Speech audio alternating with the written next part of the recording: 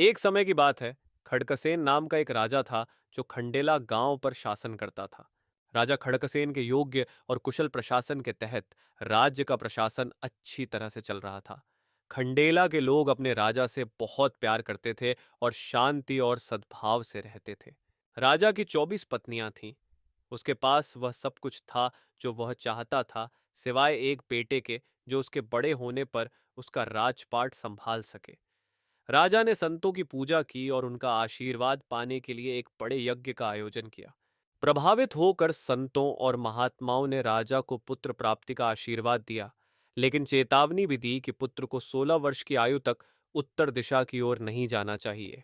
कुछ और ही समय बाद एक सुंदर दिन उनकी पांचवी पत्नी रानी चंपावती ने एक सुंदर लड़के को जन्म दिया। बच्चे का नाम सुजान कुंवर रखा गया। पूरे खंडेला राज्य ने राजकुमार सुजान कुंवर के जन्म का जश्न मनाया। उन्होंने प्रशासन और शस्त्रास्त्र के प्रशिक्षण के साथ आगे बढ़े। कुछ वर्षों बाद युवा सुजान जैन धर्म के संपर्क में आए और इससे इतने प्रभावित हुए कि उन्होंने जैन धर्म का प्रचार करने का निर्णय ले लिया। वह हिंदू देवी देवताओं में अपनी आस्था खो चुका था। उसने न केवल हिंदू मंदिर को नष्ट किया, बल्कि उस स्थान पर जैन मंदिर भी बनवाया। एक दिन जब वह अपने 72 उमराव के साथ शिकार के लिए जा रहा था, तो उसकी मुलाकात सूर्य कुंड पर साधुओं से हुई जो यज्ञ कर रहे थे। उसने अपने आदमियों को तुरंत यज्ञ को नष्ट करने का आदेश दिया। इस कृत्य से साधु इतने क्रोधित हो गए कि उन्होंने राजकुमार सुजान सहित राजपूतों को श्राप देकर पत्थर में बदल दिया। जब यह खबर राजा खड़कसेन को मिली तो उसने अपने प्राण त्याग दिए। राज्य ने अपना राजा खो दिया। 16 रानियां सती हो गईं और राजा के लिए अपने प्राण त्याग दिए।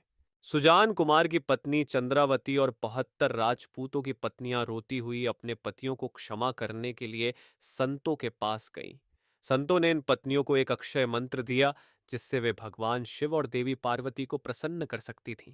सभी पत्नियां पवित्र गुफाओं में गईं और मंत्रों का जाप करने लगीं। अंततः भगवान शिव और देवी पार्वती उनकी पतियों के प्रति भक्ति और प्रेम से प्रभावित हुए और राजकुमार सुजान और 72 राजपूतों को जीवनदान दिया।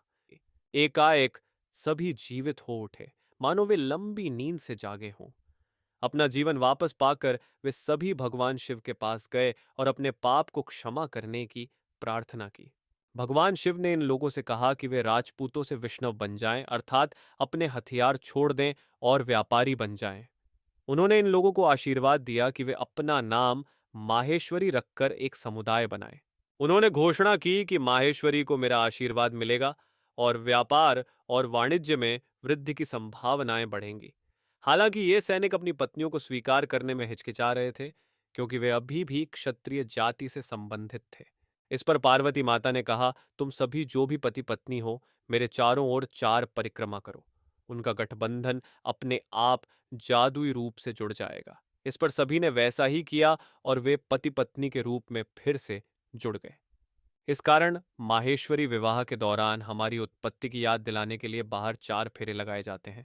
भगवान शिव ने युधिष्ठिर संवत 9 के ज्येष्ठ शुक्ल पक्ष की नवमी तिथि को नये 72 वैश्यों को यह वरदान दिया था। जब 72 सैनिक तालाब में नहा रहे थे, तब उनके धनुष बाण पिघल गए और इसके बाद से तालाब का नाम लोहगढ़ पड़ा। इस घटना के कारण 72 माहेश्वरी खांप नाम बनाए गए।